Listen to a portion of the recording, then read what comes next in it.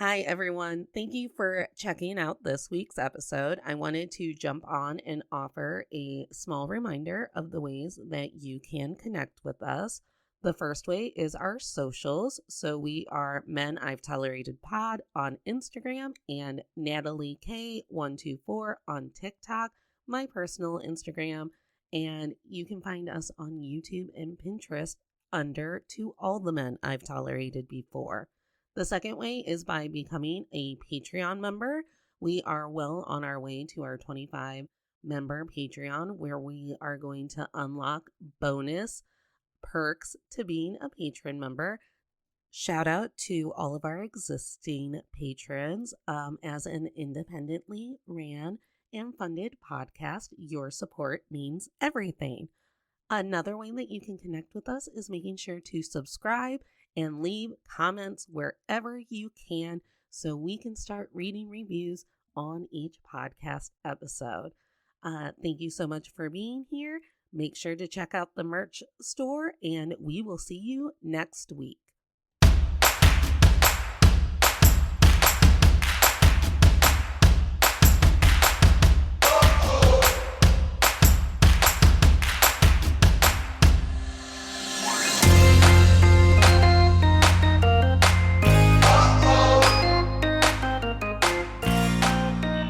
Hey, tolerators. This is To All the Men I've Tolerated Before with Natalie Katona, the show that's your weekly look at everyday misogyny.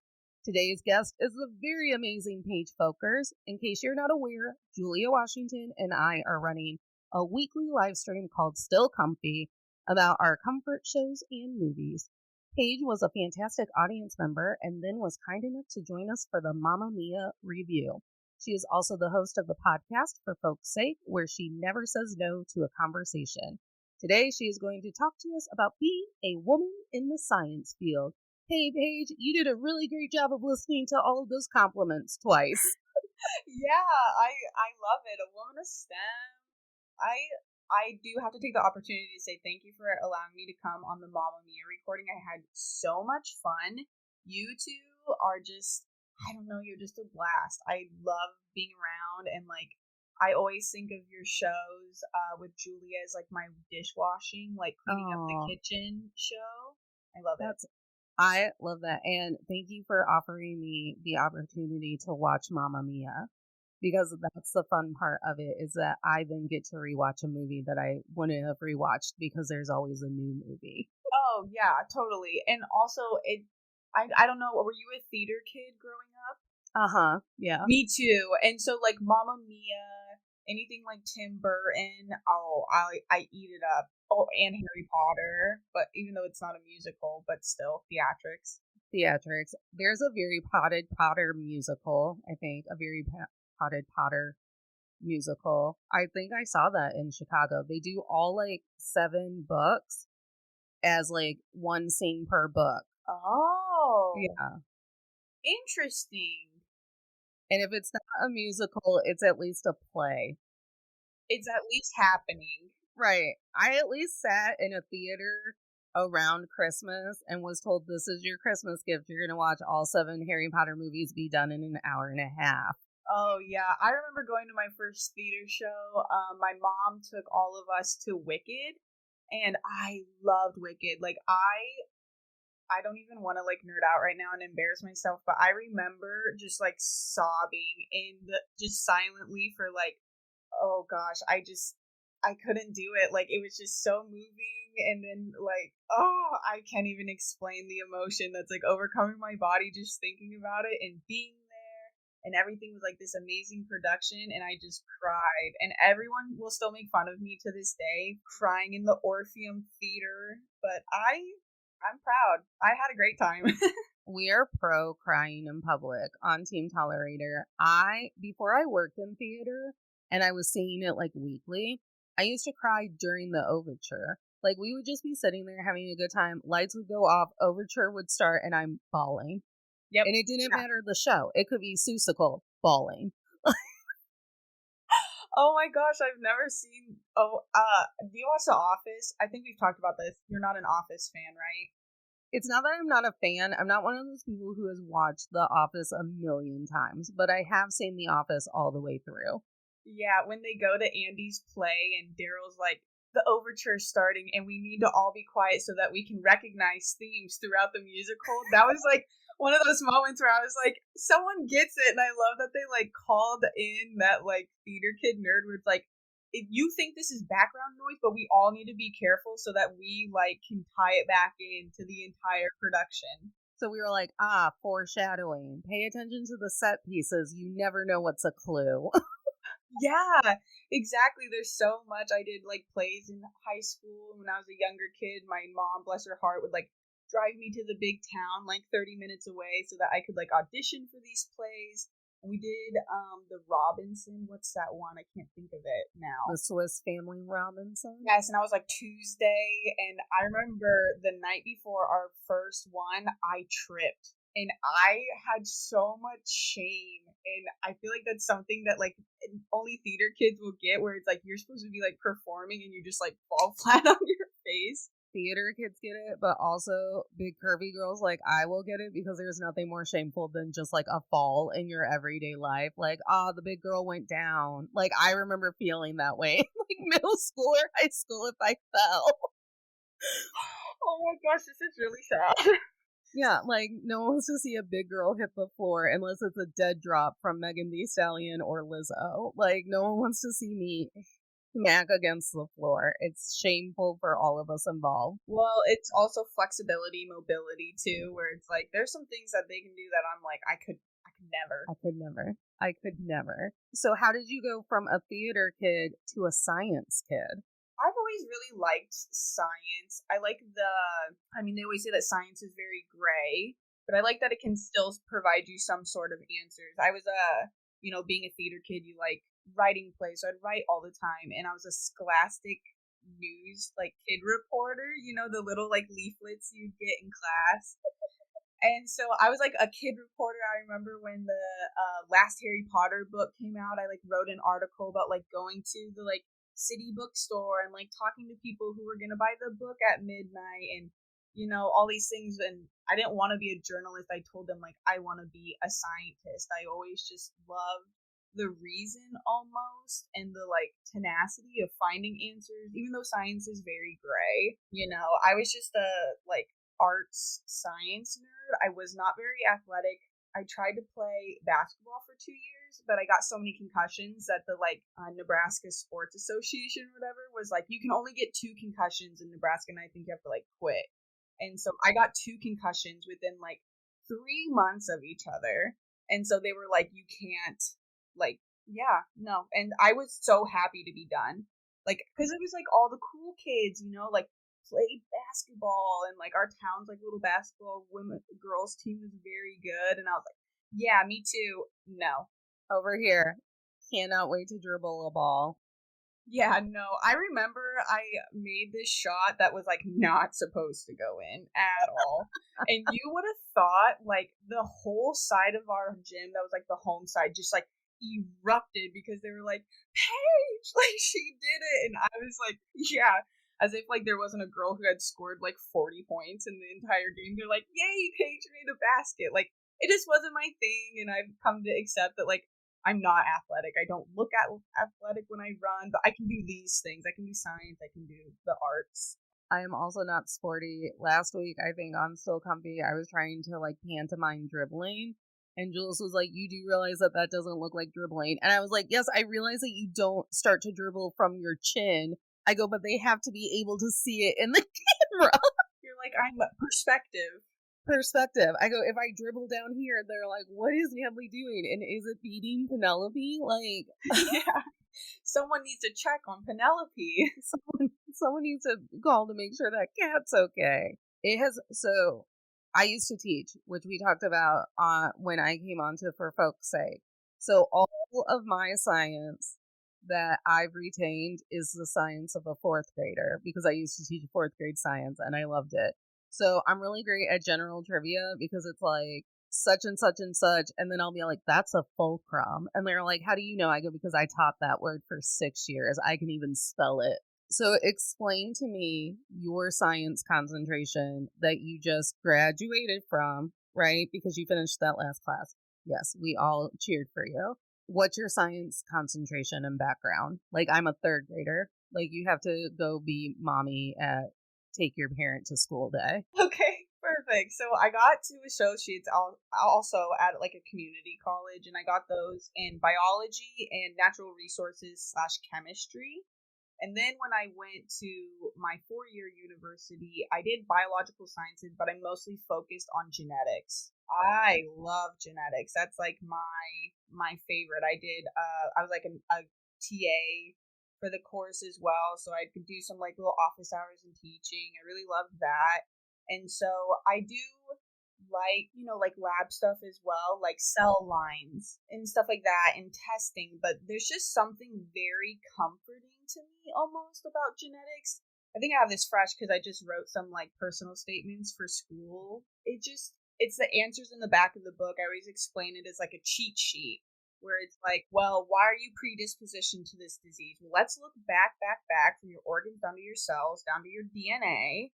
And because mom and dad like came together in a certain way, you're predispositioned or to get Parkinson's, for example. And so my main focus was genetics and like functional genomics. Boiling it down to like people understanding what they're predispositioned to when it comes to the medical field, I feel like that's something my family didn't keep very good track of, because when the like doctor asks me for my medical history, I tell the doctor, you're acting like my family speaks to one another or like speaks to these things. We're very much like the royal family. We're all just like drop dead one day and someone will be like, Natalie, did we not tell you we had? And then they'll list a disease. And it's like, well, no, it was shameful. What if the press got a hold of it? Do you feel like you're the Meghan Markle of your family? No, after being influenced to listen to the audiobook of The Spare, I am definitely the Harry of my family. Oh, I haven't listened to it. Oh man, Harry and me, we got a lot of like, we struck out on our own. We refused to like step to the norms of our family. Harry and I have a lot of the same trauma, but he gets the privilege of being a rich white man, and I'm just, Natalie. And I'm just Natalie, and I'm just a girl with a podcast. Yeah, isn't that so weird? I think about that all the time about how like, because you don't really have any like destiny into the like family you're born into at all. You're just like a little zygote, and then you become like an embryo, and and then you're a baby, and your mom pushes you out. And sometimes a baby's pushed out, and it's like a person, and sometimes it's a king of England. Like, it's so weird to me how like the cosmos just decide like who you are and who you're not. It's a baby that was ordained by God in the sky to be King of England, no matter how spoiled he is, King Charles.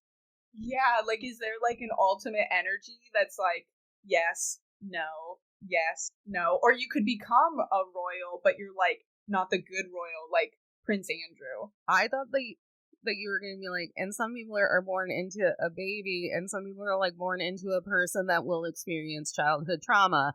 And I was like, yes, because I won't have kids. And the reason I won't have kids is because all of my sensory issues that I am way too aware of thanks to the quarantine, I just feel like, how dare they put me in an ice diaper? So I'm sore. That's one sensation. I'm in an ice diaper. That is another sense of discomfort. They handed me a baby. How dare? Like, my body has been ripped in two. And then they make me go home with that baby. I'm not prepped or prepared for this or qualified. And then that baby cries, and I'm still in the ice diaper. And Meghan Markle had to stand in front of all of England in a very nice powder blue suit in her ice diaper. Yeah, it's so weird. It's so weird how we just like expect mothers to go through this huge biological shift, and then they're like, oh, postpartum depression, like it's the baby blues. It's like, her entire hormones, her entire life has changed, and it's all up to her. Like, she's the food source. She's that source of life for 9 months, and then the food source. And then most of the time, in traditional families, I don't know if I like the word traditional, but, she's also the primary caretaker as well. So I think women should be given a lot more credit for like taking on the journey of motherhood. Well, and I think like one of the ways that misogyny manifests itself in science is actually not preparing women for their health and their bodies, especially during pregnancy. Like, I've learned the most about giving birth through TikTok, and it's because a woman went to the bathroom and held her own uterus in her hand and then just told her husband, I don't know, call the midwife. And then he called their doula, and she's like, well, tell her to push it back in, and then I will get there and I will assess the situation. And she's like, I have to push my own uterus in. And I was like, I'm not qualified for that. That is exactly what I would have told my husband. I go, I shouldn't be holding this. Yeah. My uterus prolapsed and I'm just supposed to shove it back into my like body cavity. And then lay down. And I'm like, no, TikTok. So then I'm like telling every woman I know, I go, do you know that your uterus can just fall out of you? And then you're holding it after you're peeing. And they're like, Natalie, it doesn't happen as often as you think it's happening. I go, but they won't tell us because they know we'll stop having their babies. Yeah, that's true. I know. I'm always kind of a conspiracy theorist with that. I'm like, I can see this as them wanting us to keep reproducing because, like, our generation, like, we aren't having kids. Nobody's really having kids, and we're broke. Yeah, yeah, yeah. That's another reason too. We're not having kids, and that's why I think that certain states, I shouldn't like overgeneralize and be like the entire country ripped away my right to an abortion. But the country did hand out my right to have an abortion to just 50 other dudes, and they were like, I don't know, you make a choice for this part of the land. Your court, your region, so weird how it's all split up. I was like, how dare you try to gaslight me with legislation into having some fool's baby? I'll just stop having sex with men. Men aren't allowed to ejaculate near me anymore. And I've said it multiple times on the show. I'm like, they're not allowed. What state do you live in again? Ohio? Ohio. We won't even legalize weed for fun. It's just for medicine. Oh, I live in Washington where like almost everything's legalized. We were right above Oregon, which is like do crack. Is that Oregon's tagline? Oregon, do crack. That's what's on the sign when you're like driving into Oregon. I mean, they might as well be. I remember I'm originally from Nebraska, and South Dakota is like obviously north of us, which is weird because it's South Dakota, but it's north of us.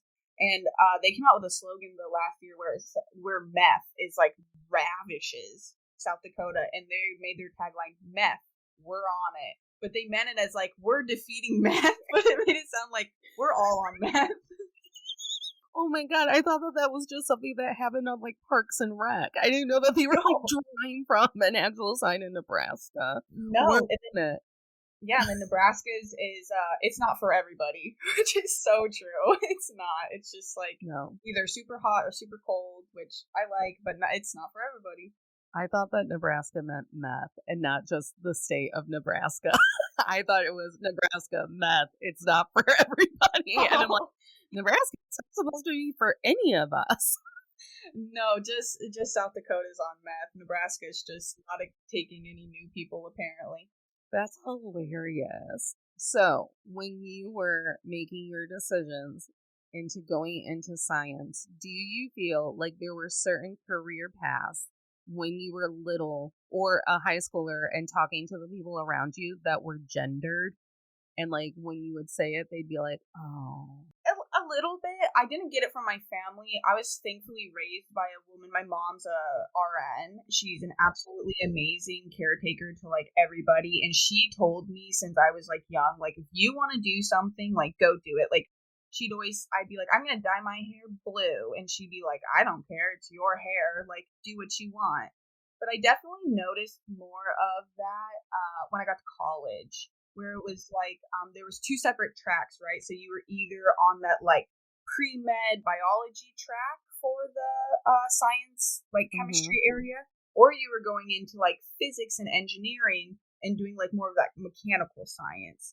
And so there were always like jokes of one program being like very more populated and like the roster heavier with men. So I would say in biology, there's not a lot of it, but in like the parallel, like the sister of engineering and physics, it's very heavy male, which I feel like is very similar with tech, because tech's also in STEM, like as a group. And so I'd say like tech and engineering are very like almost like you don't really go over there. But as for biology, not a whole lot really. I mean, especially in genetics, there's been a lot of women, especially lately, who have made these amazing strides. I mean, these women, they won the Nobel Prize in chemistry. I can't remember what year. I think it was 2020. And they had came up with like the CRISPR and how to like get you. Do you know what CRISPR is? No. So CRISPR is basically like if you have a sentence and but the sentence is your DNA, and it says like the dog ran out the door. Well, if I want to edit it to say the cat ran out the door, these women basically figured out how to take dog out and put cat in, which is a completely different sentence, and then that way it's expressed differently. And so while there were people who came up with like the kind of the stepping stones to that, like these two women came out of nowhere and just like were like, we have this like bacterial vehicle that will carry new genetic code to like essentially like copy paste and edit someone's like DNA. I'm gonna make it make sense in my brain through science. Is this how people are getting like designer babies? Like, I want a baby with blue eyes. Yes. So this is like, and CRISPR is very like, and actually after these women won the Nobel Prize, they put like a moratorium on using CRISPR at all because there was one guy, I think he was in like China, where he had told the family that he was going to edit the DNA so that they were like HIV resistant, I think. And he didn't give the right informed consent, and then he just kind of did whatever he wanted with this DNA sequence. So the family was like, I think one of the parents had like HIV. I could be wrong. I'm just kind of pulling from my memory because I had to take a, being in genetics, they're like, yes, it is cool, but like, here's what we don't want you to do when you go into the workforce. So he had like told the parents he was going to do one thing and then he didn't, and it caused a lot of stir. So they put a moratorium on it where they're like, let's everybody do as much research as possible, and then we'll like reconvene and see if this is something that we can do. Because I mean, you could take it and help someone maybe not express a disease, but then is that going to affect the genetic code of the child? And it's just, we just don't know. Like, I remember being a kid, and was her name Dolly? The sheep. The sheep. Yeah. Remember when the sheep got cloned, and then we were like, oh my god, every day is going to be Multiplicity, which is a silly show movie that was from the 90s, and everyone's going to get a clone, and moms are going to get a clone so they can wash and dry dishes and all of it. And like, it never went further than, I'm sure it went further than Dolly in like labs and science and whatever, but to the public, it's like that sheep died. It lived a sheep life, but it eventually died, and that was the last we heard of Dolly the sheep being cloned, or anyone being cloned. Yeah, no, cloning's hard because, it's basically like inbreeding with yourself. Like, every life form has to have like two inputs, right? Like, you can't be asexual, as cool as like that would be, to like just only pop out like a little you. Like, there has to be something to like kind of like cushion your genetics because there might not be like favorable. So like Dolly was super cool and they learned a lot of things, but at the same time it's also like a form of like asexual inbreeding, so it didn't work out at all. That is technically how they made Jurassic Park happen, though. So like, those are the two extremes. There are like women who look at the thing that they just figured out about genetics and went, oh, we could fuck with everyone's genetics and probably make a lot of money, but we're going to stop. And then there's that dude at Jurassic Park who's like, what if I made a T-Rex? Because that makes sense at an amusement park. I mean, it is like infinitely maybe cooler, or like they found like that mammoth DNA that they're going to like, we're going to bring back the mammoths. And it's like, do you know if like the Black Plague virus is like in there and it's going to like manifest? It's going to like wipe out half the world. That's how we got COVID. There's a mammoth somewhere. It's probably on like Area 51 with the aliens. They're like, let's extract this and see what happens.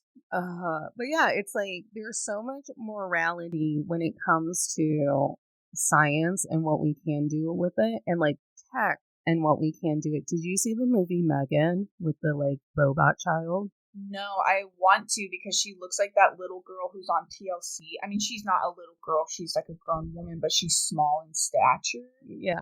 And she kind of looked like, I was like, oh, she got an acting role. And then I like looked it up and it's like not. No, it's a voice actress and a robot. I only know that it's a voice actress because Will Friedle had her on his voice acting podcast. I was like, oh, it's Megan. The Megan robot looks like my cousin Megan. And like my aunt knew I was going to see the Megan movie. So we spent an entire dinner explaining to her why the robot looked like her. We're like, Megan, it's named Megan and she looks like you. it's I really think we should be getting like money from this movie. Yeah. I saw it and it was amazing. And it did call into question at some point. It's a horror comedy, so I giggled the entire time. It did call into the like, just because we can, should we? Yeah. Oh, 100%. I think that comes up a lot with chromosomal diseases too, and then also like autism. It's like a spectrum, obviously, but it's like, are you taking away a piece of that person and like who their destiny of who they were supposed to be, by taking out that sequence, and then they don't, but then it's hard. It's a really difficult thing.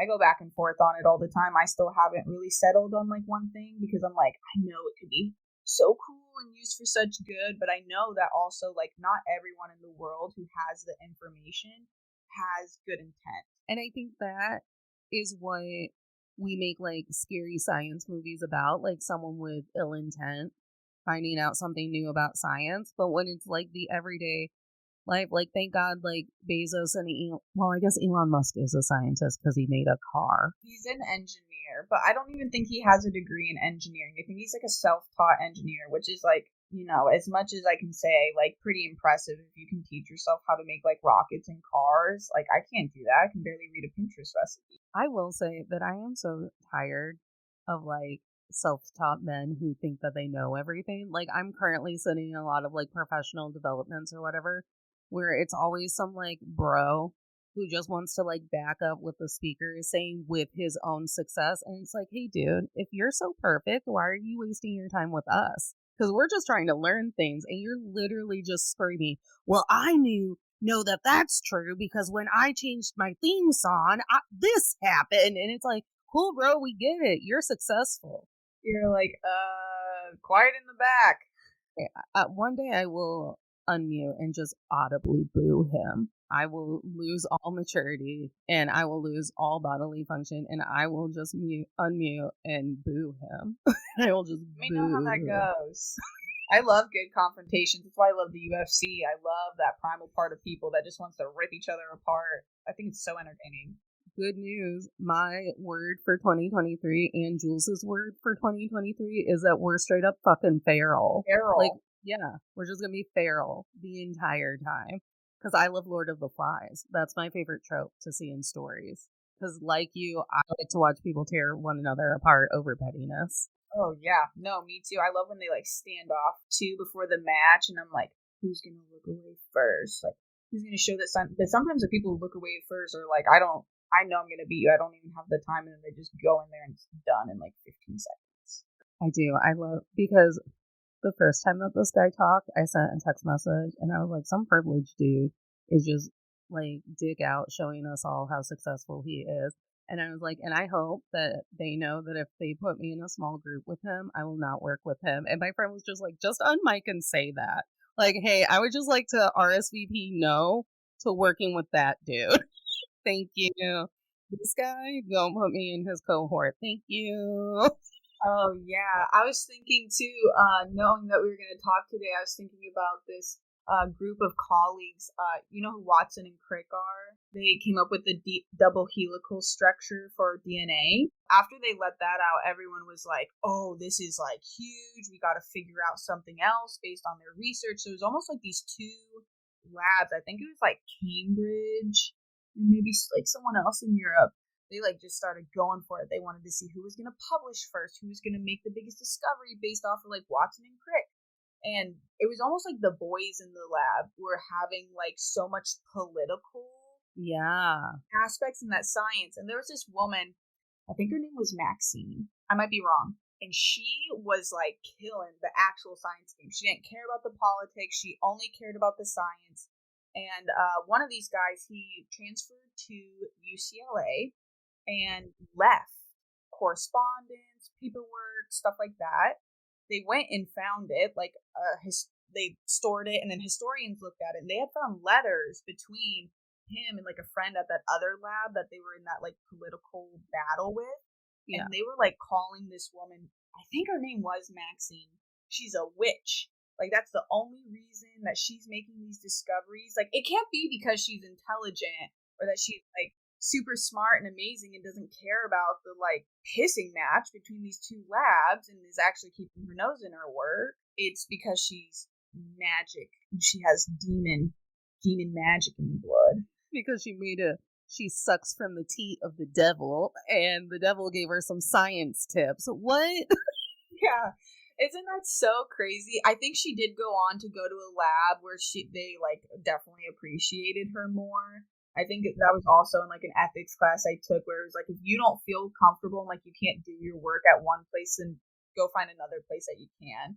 So that was like kind of the moral of the story. And also like, don't let politics get into your research, because then someone else is going to beat you because you're not putting your energy into the science. Like, let politics stay politics. Like, we are not in Congress. I feel like that Maxine story also talks to the bigger picture of how we're like want to like demonize science. It's almost like we don't want to know more, so we're like, Maxine over here talk to the devil, and the devil gives bad science. And it's like, you would think if you're of the Christian persuasion that you would believe that knowledge and science comes from the Lord, but okay, whatever you want to believe. Right. Isn't it? And that's so interesting too, because science and religion are like, sometimes when you can paint the picture, they look like they could be one, and you're like, I can see that perspective, and then sometimes you're like, no, church and state, like we're not doing that. We're not doing it. Oh my God, witches and science. That's hilarious. What I think is one of the detriments to like furthering us in science and having our shit together is not only the politics, but the money behind science. Oh my gosh, I agree. The privilege that people who already have money or are working in labs that already have money. And then you have these like billionaires doling out like, well, today I've decided to care about designer babies, so fuck cancer. And then it's like we completely stall on trying to solve cancer. Right. And then there's also the like, I know that in the news, big topic has been like nepotism. Mm-hmm. I mean, even in that story I just told of those two labs, I'm pretty sure like one of the guys was like a cousin or brother or son of the two major scientists, and he was just like, I don't know if he like really even did anything. Not like Maxine. She killed it. She sold her soul to the devil to make sure that we understood the helix. Yeah, it's so funny. I just laughed when I read that. I at first I was like, and then I read it again. I was like, yeah, no, they thought she was a witch. Which I also took witchcraft and heresy as like a extra. What are they called? Like those fluff classes. Electives. Thank you. Yeah. Your college offered a witchcraft and heresy course? Because I went to a Catholic school, so nope, they did not offer me that. What was that class like? It was amazing. It was witchcraft and heresy in Europe, but then they kind of talked about like the Salem trials was like kind of at the end. But the main thing that they would say is that a lot of women who were so intrinsically like women of STEM, because they were like healers and they used herbs and like sat bones, whatever, they'd call on these women to be like, my kid won't get off his floor mat to play in the street with his wheel and his stick. I need you to come heal my son. So they'd come heal his son, and then they'd be like, she's a witch. And then they would like send her, wherever. I read this book throughout the class. It was called The Trial of Temple Aniki. And it was a woman who was a healer, but she was also, she liked to drink a little bit, or like a lot of it. She liked to be saucy. Yeah. And their big thing was like, she came and healed my son, so she's a witch. And she drinks at the bar. And it was like, oh, I would have been executed so quickly if I lived in the 1600s. I had a former student, and he and I used to joke back and forth because he was a child of color and I was a woman, that we could not time travel to the past. We could only go forward. He's like, you'd open your mouth, Muscatona, and that would be it. Yeah, it's like, it would be done. done. And like you would just be like, oh, I think that just needs to be tied tighter, and they'd be like, is ye a witch? And then we're done. We're Yeah. done. I was like, you are correct. Yeah, no. And it was so weird because another big thing, I can't think of what the term was, but just basically like communal witches, where like if someone's house burned down, they'd be like, someone here is to blame, and they would just pick out like whoever was like outcasted the most, essentially. And so it's just so interesting how, I mean, even that Maxine lady, that was in like the 1960s. Oh yeah. And, what I'm reading is like the 1600s with the witchcraft and heresy, but it's just interesting how it has to be something else. It can't be that there's like some sense of equality or like or she knew something or value. Yeah, it has to be something else, Right, because they felt so insecure in their own work and that they were dicking around with one another and playing petty games that they were like, did she just discover something before us? We gotta tear her down. I am currently getting that kind of treatment on YouTube. I don't even post that much on YouTube. I just take my TikToks and then put them on YouTube. And because my podcast is named What It Is, the fragility that comes through my comments. And one time a man told me that without men, I wouldn't be able to use a computer. So then I sent him a list of all of the women who actually invented the computer. I was like, bro, we know this now.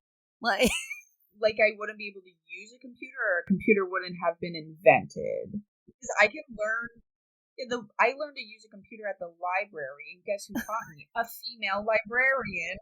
Some guy accused me of trying, because I was like, no, I believe in like the sexual revolution, the gender revolution, all of it. And he's like, so you want to go back to the 60s? Yeah, dude. That's when I had abortion rights. Oh no, YouTube is such a toxic place. I have a friend that just, came and said that when she was like on Instagram, everyone loves me, and then I go to YouTube and they rip you apart. How do you feel about like Elizabeth Holmes and the whole like dropout situation? Because listen, I haven't watched the documentary because the scripted series with Amanda Seyfried was so good. So good. I was like, I know all I have to know. Yeah. It's very interesting though, because I feel like I got my passion for science when she was still in her heyday. Yeah. And so it was interesting to be like, look at this woman doing all these things. And then by the end of my undergraduate, we were using her in like our bioethics classes on like what not to do.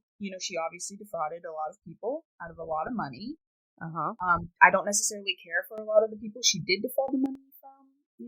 Either way, it's not up to me.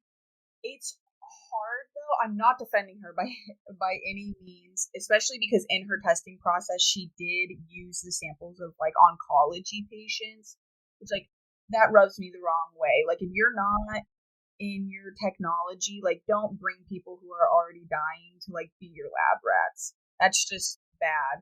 I think she could have done something if she would have just kept her mouth shut a little bit.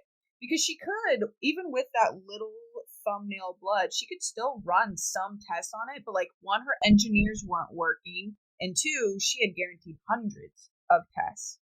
So it was kind of like if she would have just been patient. And she was so young. That's another thing. Is like she dropped out of Stanford, I think, to do this. And so it was kind of like if you would have, she took like one microfluidity test or class and then was like, oh, I have this great idea. And it's like, one, her engineers weren't very good. And two, she just kept opening her mouth, opening her mouth, opening her mouth.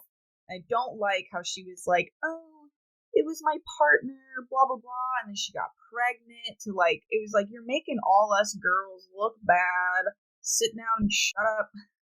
I think like that's the hardest part for me is like, I very much understood like linearly how you get there. It's like you promise one thing and then your engineers suck.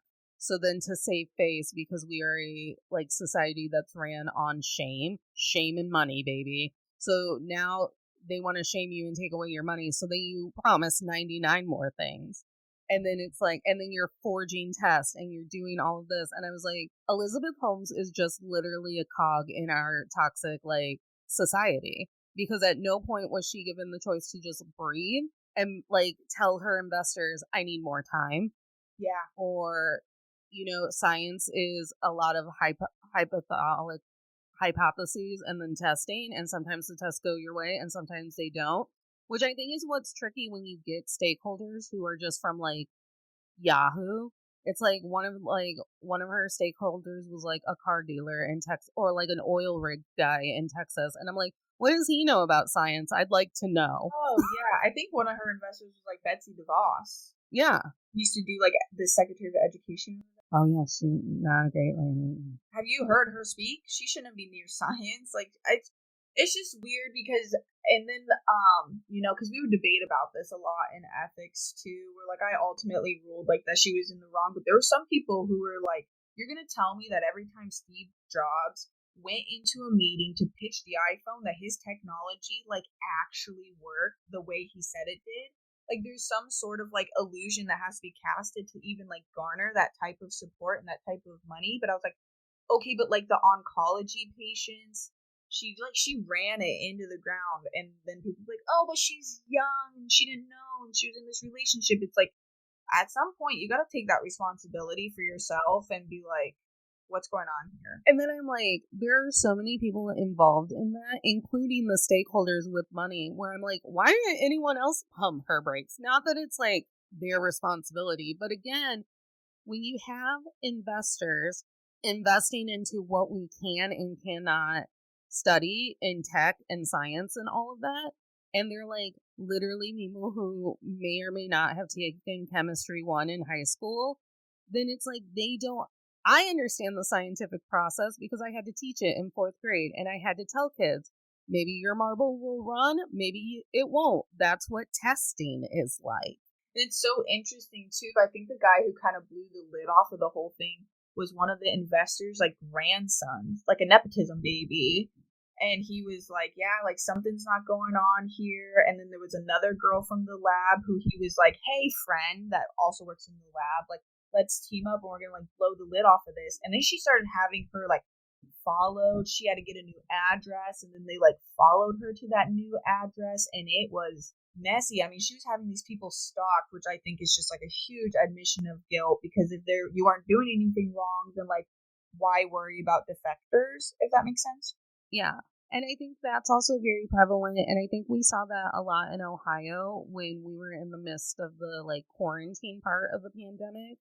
And DeWine, and I wish I remembered her name, and I wish I would Google it so I would recollect her name again. DeWine was working with a female doctor to make the policy of how Ohio would quarantine, how long we would quarantine, what going back into society would look like. And because people were losing out on money or felt like they couldn't control their employees or felt like they couldn't do what they wanted to do, they harassed that woman and her family and showed up with like guns at her house and signs and all of it. And then she eventually quit. And I think like that's always the stark difference. It's like, no, like Steve Jobs fucks up the iPhone a couple of times and he lives to go to a lab another day. And then it's like when women fuck up with science, they lose their job, and sometimes they're like safety.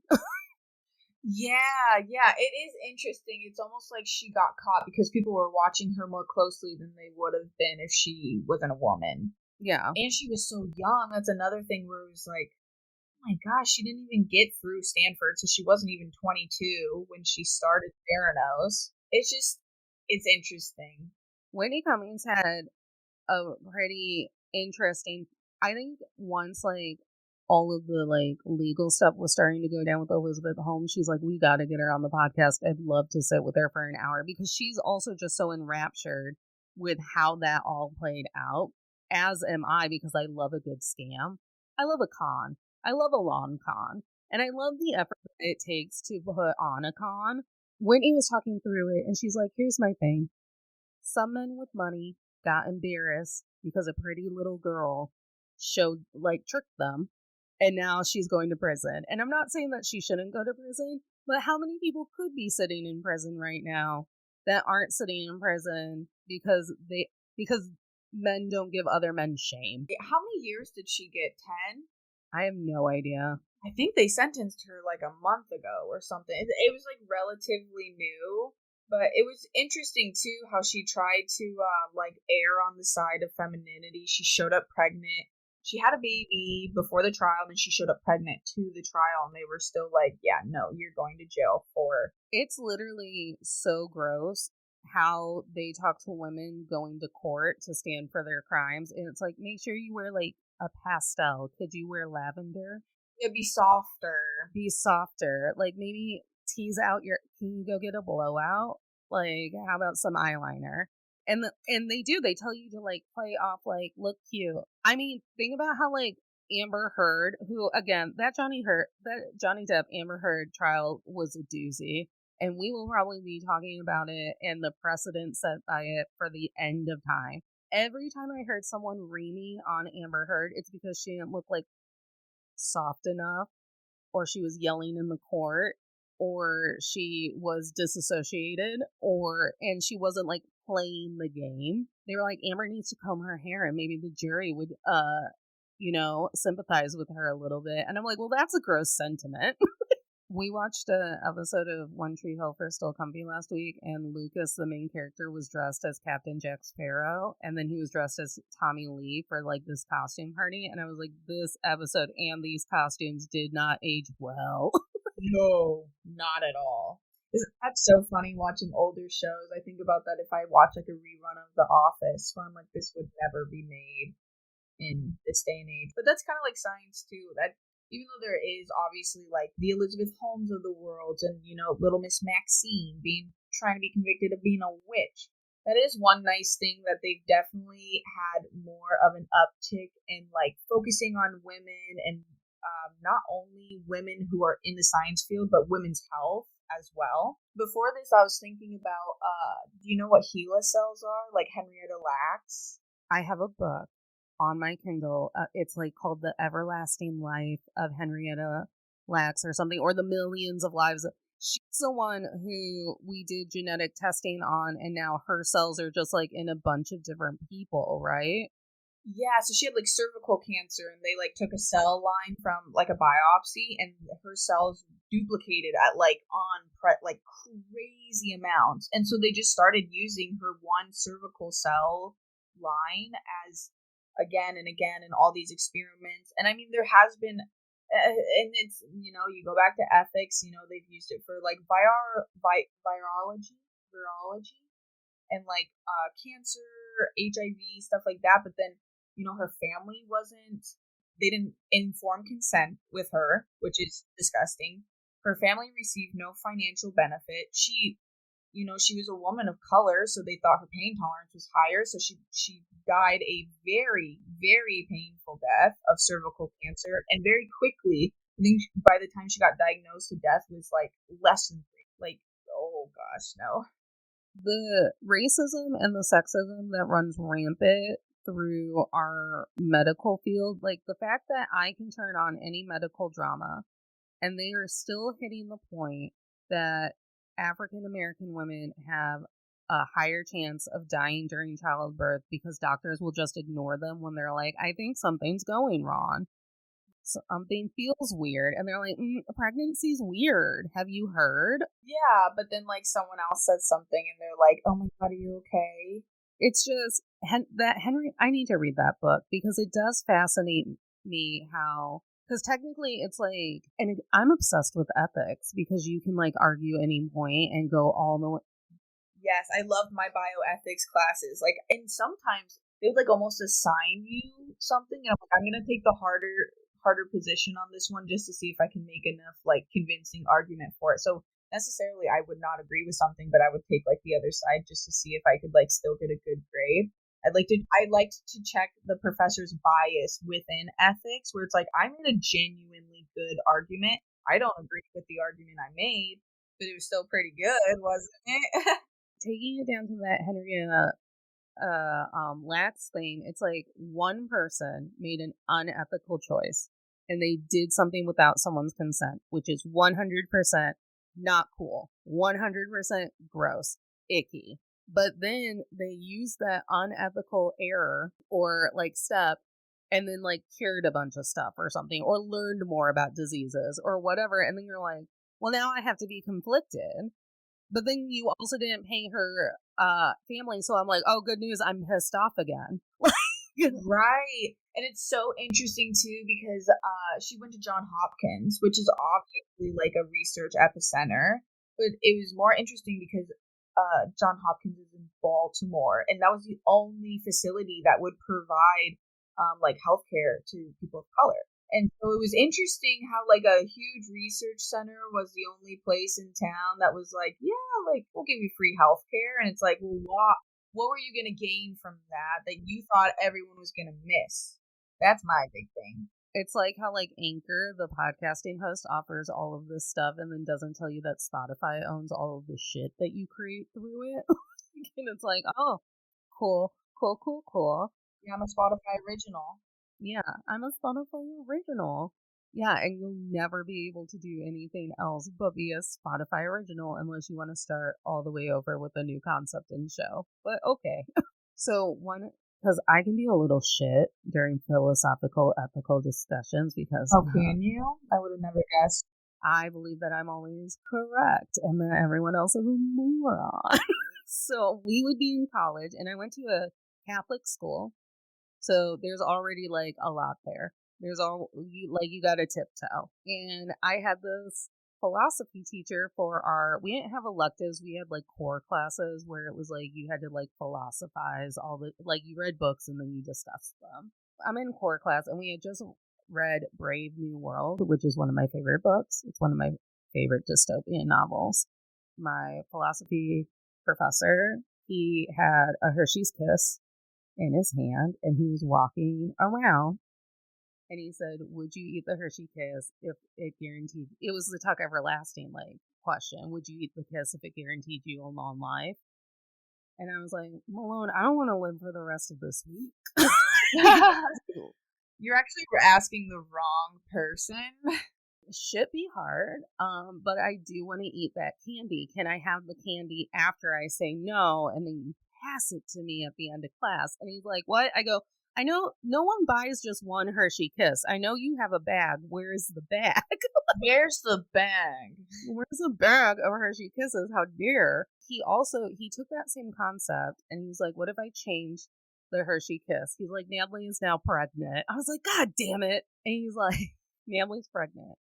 And they do the genetic testing on the baby. And basically it was, would you take this kiss if you knew it would fix whatever genetic thing was like abnormal with your pregnancy? And I went 100%.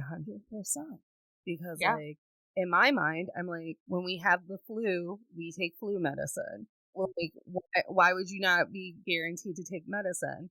Because I'm still a child at this point and I have an unwavering faith in what people tell me is true. Right. So, we've all been there. Right. Meanwhile, I sit awake at night being like, is my birth control poisoning me? Like that's been the big like heavy hitter in women's health lately, is like we all got sold this like story of like how men don't like condoms, so we should all be on hormone pills.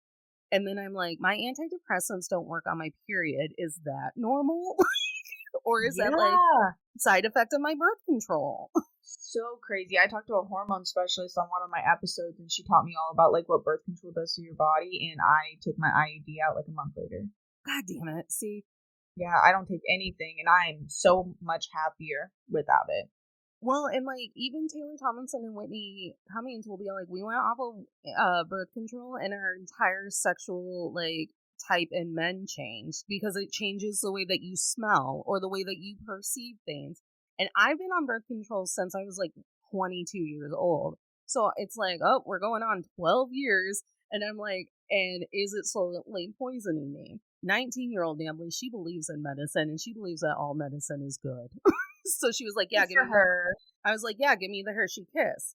And then someone was like, well, what about, why is it up to you to decide if someone should be disabled or not? And I was like, well, because there's medicine for it. And like, but now we're in an age where like disability activism and a whole like taking back autism and Down syndrome and the identity that goes with it is a huge thing right now, and we have a ton of documentaries and a ton of like platforms for it.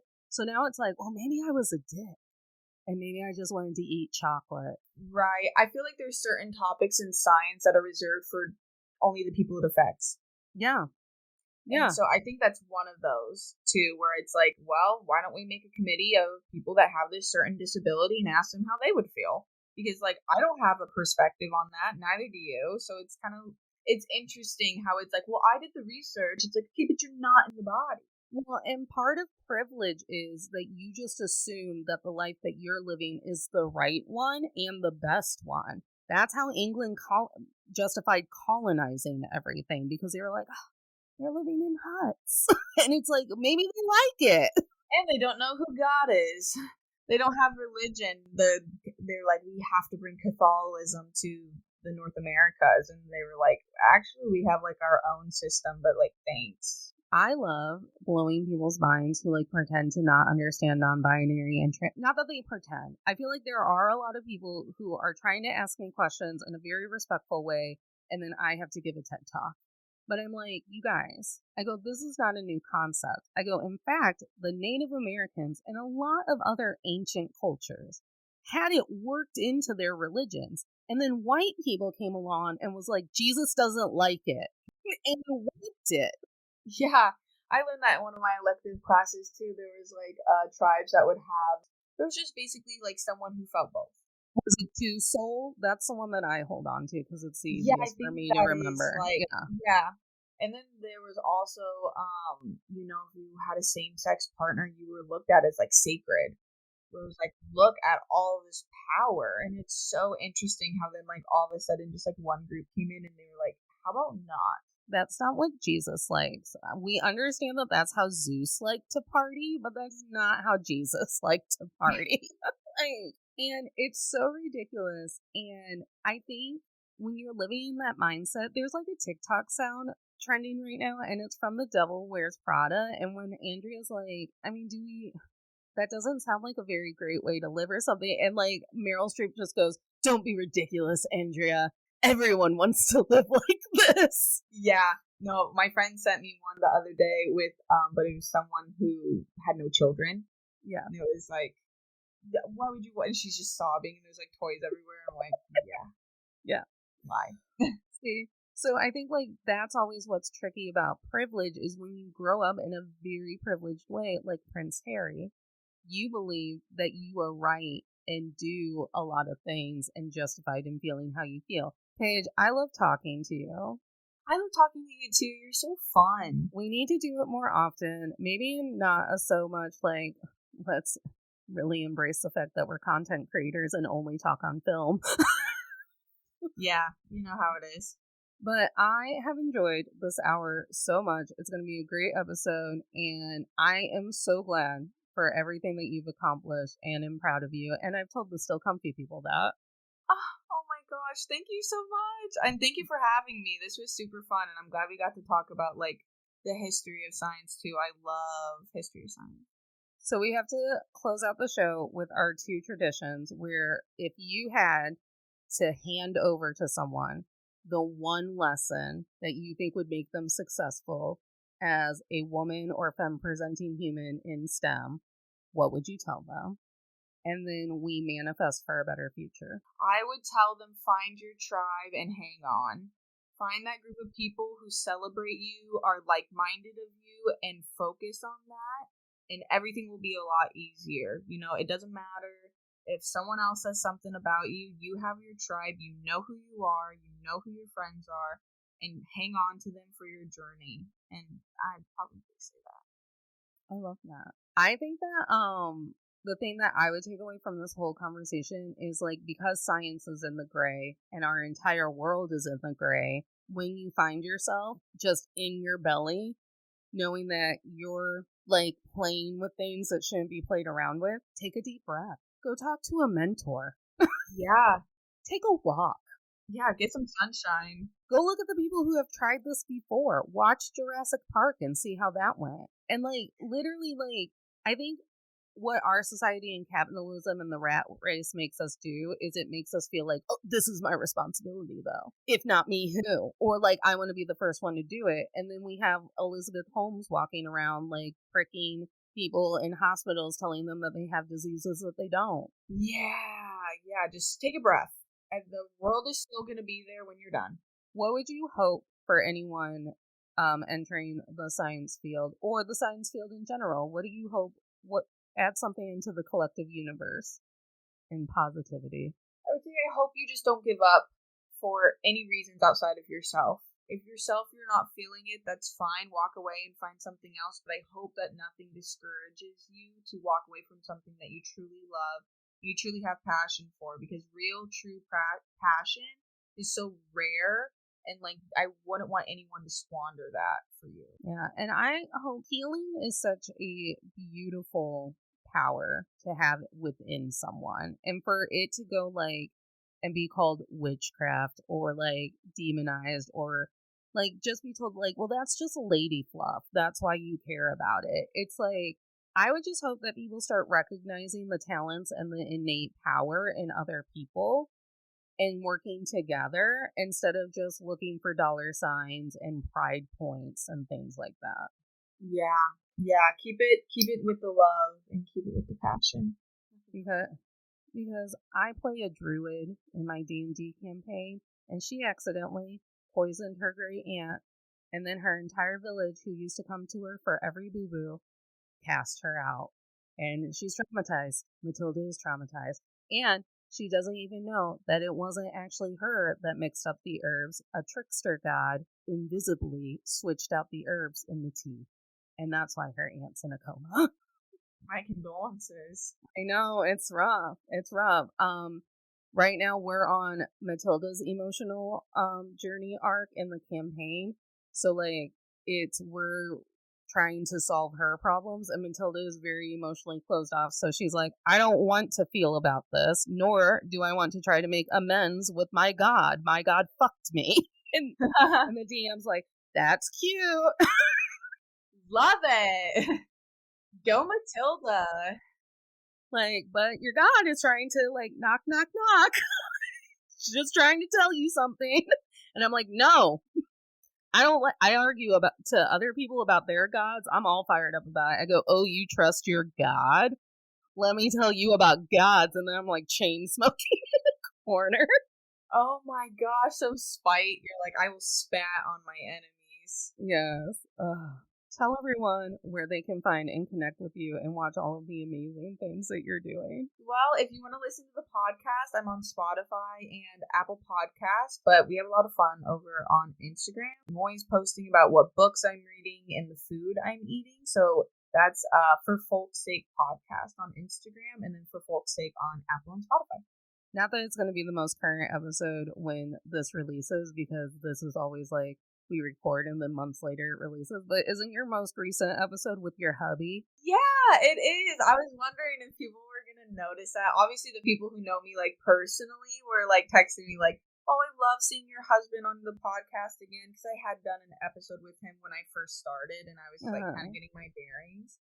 And so yeah, I had him back on. He's does like outdoors, so he has like an outdoor Instagram where they go on like hikes, and they also like harvest animals as well. And it was so fascinating. That's another person who just has like raw passion for like what he wants to do in life, and it's, I love it. You were very slick of just like giving his name, and I'm like, you're not gonna say hubby? Like, it's a hubby.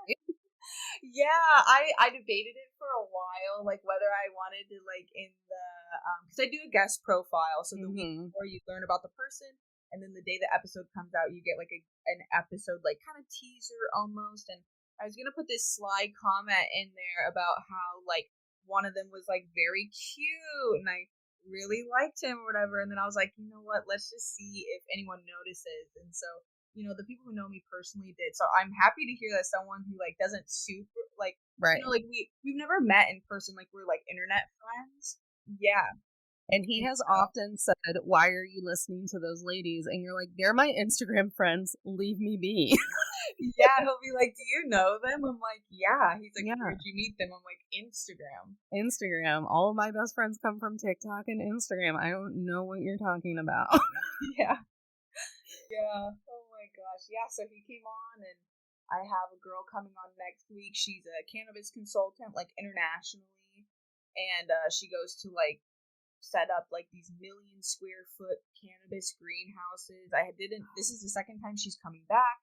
She's absolutely amazing. So there's a lot of good stuff coming out soon. Yep. Because that's what happens when you refuse to say no to a conversation. You actually get to learn a lot about people. Who would have thunk Yes. it? Yes, my whole thing is education through conversation. I love learning. I always tell everyone, especially like young girls, like Mm-hmm. 12 to 18, like your mind is something that no one can ever take away from you. Like the education you get, the things you learn, the perspective you gain, no one can take that from you. So learn a lot and like just keep your nose in a book and life might be a little easier. I don't Yeah. know. Probably not, but Tolerators, you know what to do. It's the Instagram, the TikTok, the Patreon, the all of it. And we're on all podcast platforms. So remember out there, you don't have to smile through anything you're tolerating, including a world that'll take your brain and be like, nah, that's wrong, and then underfund you, or take your job, or call you names. Smiles are for joy.